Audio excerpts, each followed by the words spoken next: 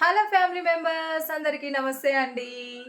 ఇవాళ నేను పిల్లల కోసం అని కొబ్బరి లడ్డూలు అయితే చేస్తున్నాను. ఆల్మోస్ట్ చేయడం కంప్లీట్ అయిందండి. ప్లేట్లో పెట్టాను. ఇంకా నా బుజ్జి తల్లి ఆలస్యం చేయకుండా టేస్ట్ అయితే చూస్తూ ఉంది. చిన్నబాబు కూడా తింటున్నారు. అండ్ నిహాన్వి తల్లి ఒక్కటి బచ్చుకుందండి. చిన్న కన్నమ్మ ఎలా ఉంది టేస్ట్ అమ్మ చేసిన లడ్డు? సింబాలిక్గా చెప్పకు, ఇలా రా ఒకసారి, ఇలా రా అమ్మ దగ్గరికి రా. టేస్ట్ ఎలా ఉంది చెప్పు ఒకసారి గట్టిగా. నచ్చిందా? టేస్టీగా ఉందా? తీయగా ఉందా?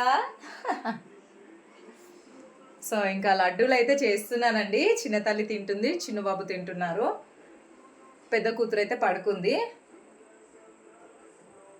ఇలా చేసిన వాటిని అన్నిటినీ కొంచెం గోరువెచ్చగా ఉన్నప్పుడే ఇలా ముద్దలు అయితే కడుతున్నాను. మనం ఎలా కడితే అలా ఉండిపోతుంది.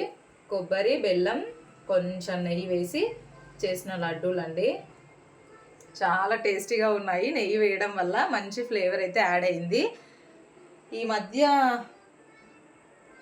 టెంకాయలు ఎక్కువ కొట్టడం వల్ల గుడిలో చాలా వరకు మిగిలిపోయాయండి. కొన్ని ప్రసాదంగా తిన్నా కూడా మిగిలినవన్నీ కూడా అలా ఒక 2-3 డేస్ ఎండలో పెట్టి, మరీ ఎండిపోయినవి కాదు, మరీ పచ్చివి కాదు, కొంచెం మీడియంగా ఉన్న వాటితోనైతే చేస్తున్నాను. బాగున్నాయి, టేస్టీగా అప్పుడప్పుడు పిల్లలు తినడానికి అనేసి. ఇదండి ఇవాల్టి స్పెషల్.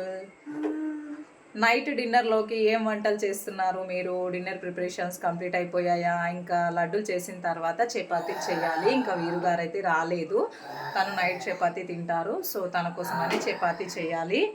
ఏంటి పిల్లల కోసం పులిహోర కలిపాను, వాళ్ళు పులిహోర తింటాను అంటే ఇంకా చపాతీ చేయడానికన్నా ముందు లడ్డూలు చేస్తే కంప్లీట్ అయిపోతుందని చెప్పేసి లడ్డూలు అయితే స్టార్ట్ చేశాను. అండ్ ఇదే